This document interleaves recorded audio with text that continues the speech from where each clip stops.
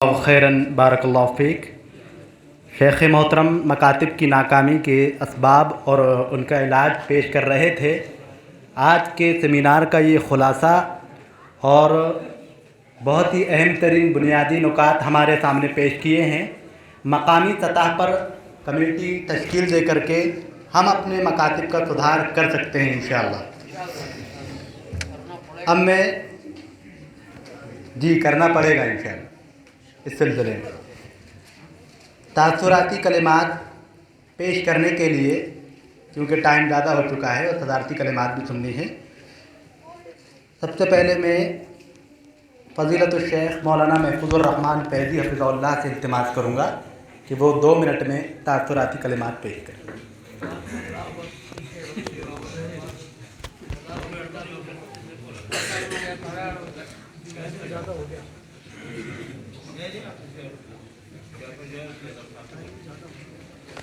میں مولانا محمد منہاج سے التماس کروں گا آپ تشریف لائیں۔ 2 منٹ۔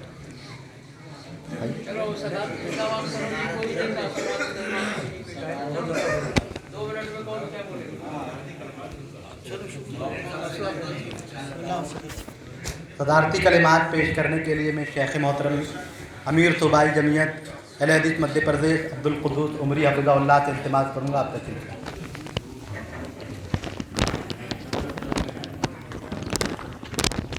السلام علیکم ورحمۃ اللہ وبرکاتہ۔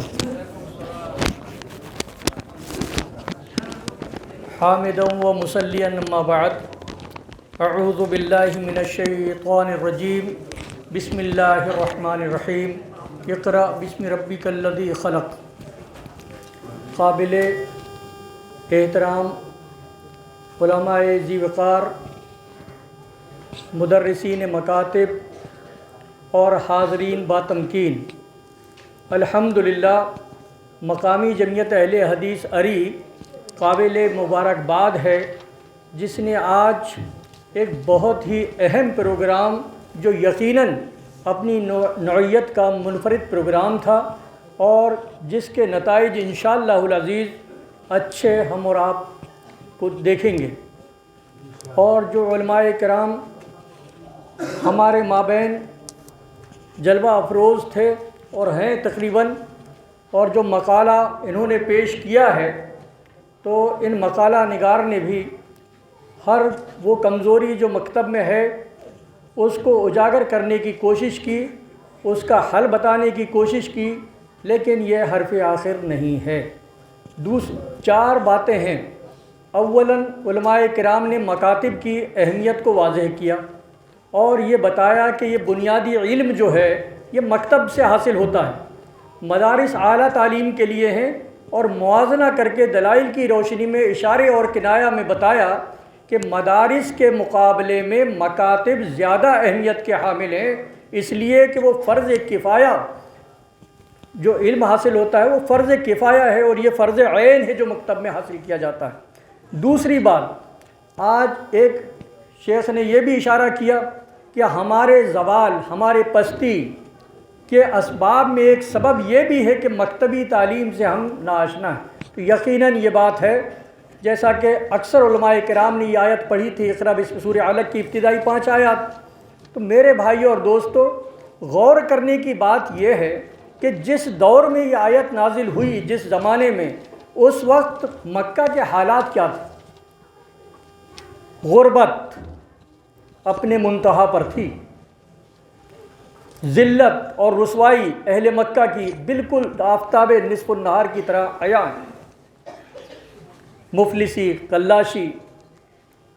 ذلت اور رسوائی اور کمزوری، چاروں کی 10 دلائل دیے جا سکتے ہیں۔ یہ حالات میں اللہ رب العالمین نے جو وحی نازل کی، تقاضا تو حالات کا یہ تھا بظاہر کہ کوئی ایسی آیت نازل ہوتی جو وہاں اہل مکہ کو طاقت اور قوت بخشتی، یا ان کی غربت کو دور کرنے کا کوئی فارمولہ ہوتا، یا ان کی مفلسی کو دور کرنے کا کوئی، یعنی ان کی ذلت اور مفلسی کو دور کرنے کا کوئی اس میں فارمولہ ہوتا۔ ان سب کو یہ نازل نہ کر کے یہ اقرا جو یہ آیت نازل ہوئی اور آپ کو ترغیب دی گئی، ہدایت دی گئی، حکم دیا گیا،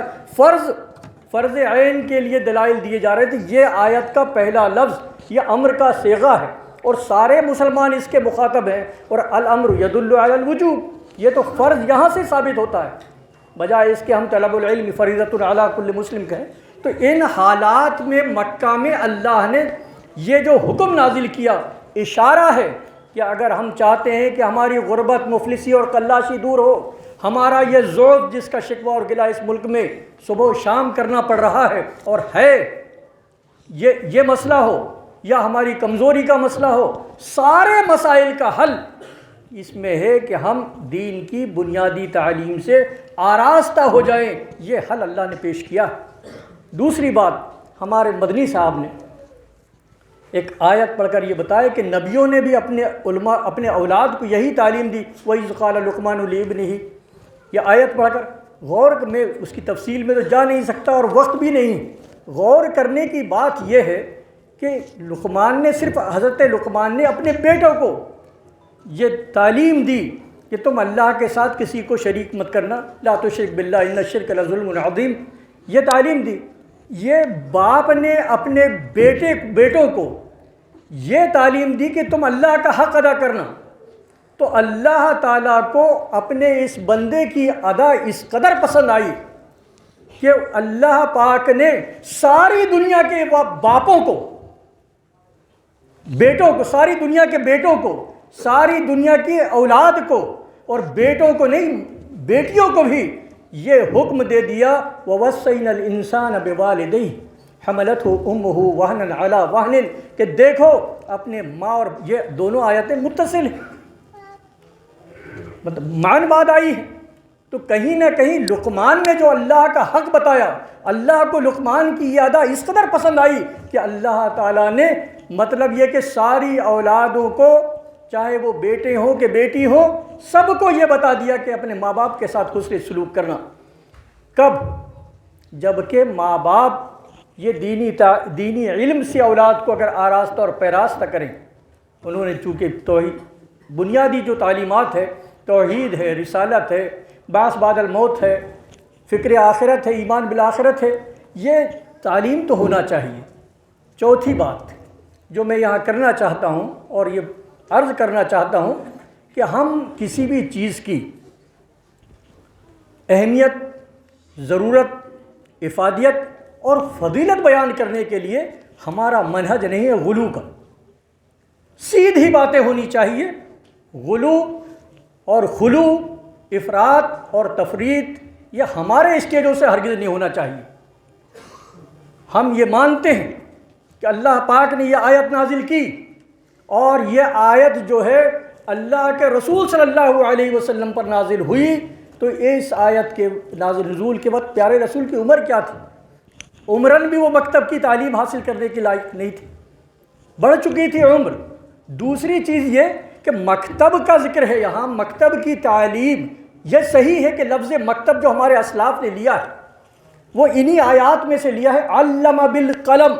قلم کے ذریعے علم حاصل کرایا، تو یہ مکتب لکھنے کی جگہ ہے، تو کہیں نہ کہیں یہ مناسبت تو ہے، لیکن مکتب سے اس کی تشبیہ نہیں دی جا سکتی۔ دنیا کی کوئی یونیورسٹی، مدرسے کی بات نہیں کر رہا ہوں، کسی کالج کی بات نہیں کر رہا ہوں، دنیا کی کوئی یونیورسٹی ایسی نہیں ہے کہ وہ تعلیم جو حضرت جبریل کے ذریعے اللہ نے ڈائریکٹ پیارے رسول کو دی ہے، وہ مکتب کی تعلیم نہیں تھی، وہ جامعات کی تعلیم تھی، وہ تعلیم یونیورسٹی کی تھی،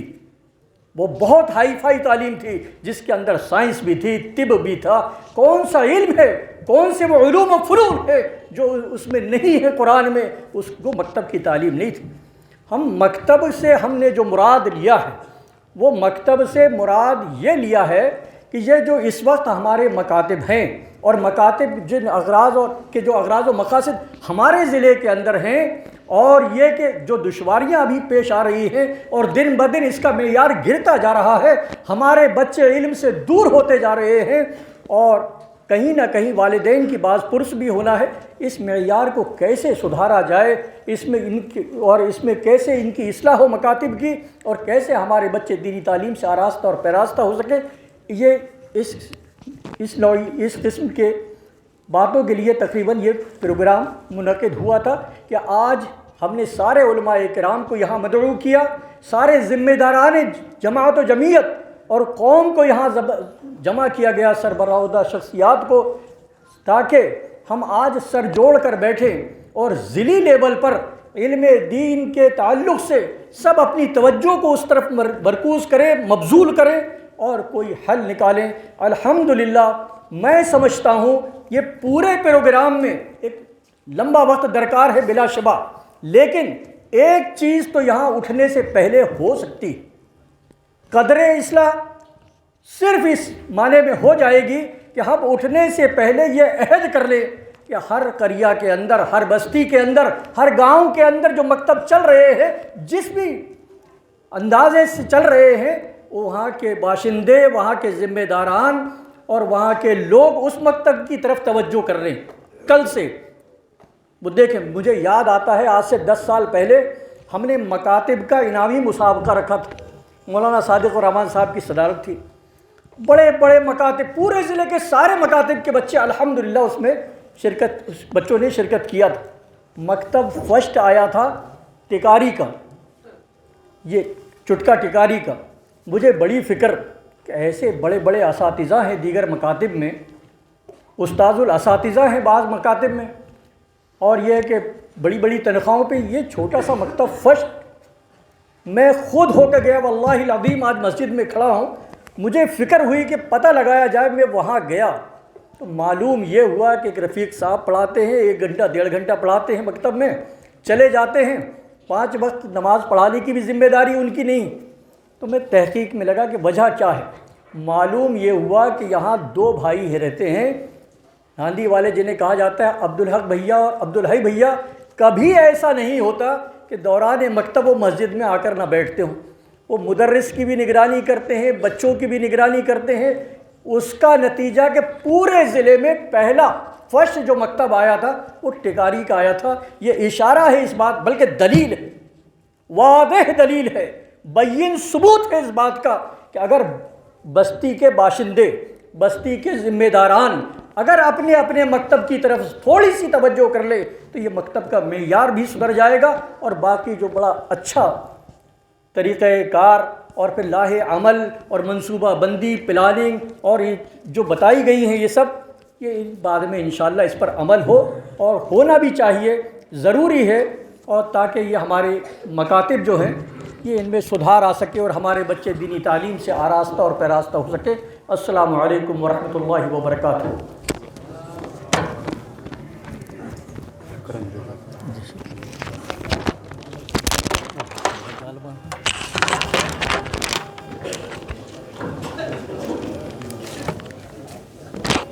جزاک اللہ خیراً،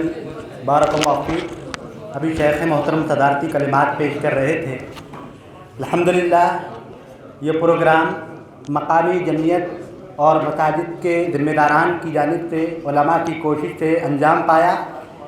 الحمدللہ یہاں کے ذمہ داران اس بات کو لے کر کے بڑے فکر مند تھے کہ پورے ضلع میں مکاتب سدھار مہم ہونی چاہیے۔ میں مقامی جمعیت اور اس کے معاونین اور اس کے ذمہ داران اور جنہوں نے تعاون کیا ہے اور معزز علماء کی جانب سے تمام ذمہ داران سے التماس کرتا ہوں کہ تمام ہی ذمہ داران مقامی سطح پر اپنے گاؤں میں جا کر کے مکاتب کے ذمہ داران کمیٹی تشکیل دے کر کے وارثین انبیاء حضرات علماء اکرام کی رہنمائی میں مکاتب سدھار مہم کا اہتمام کیا جائے۔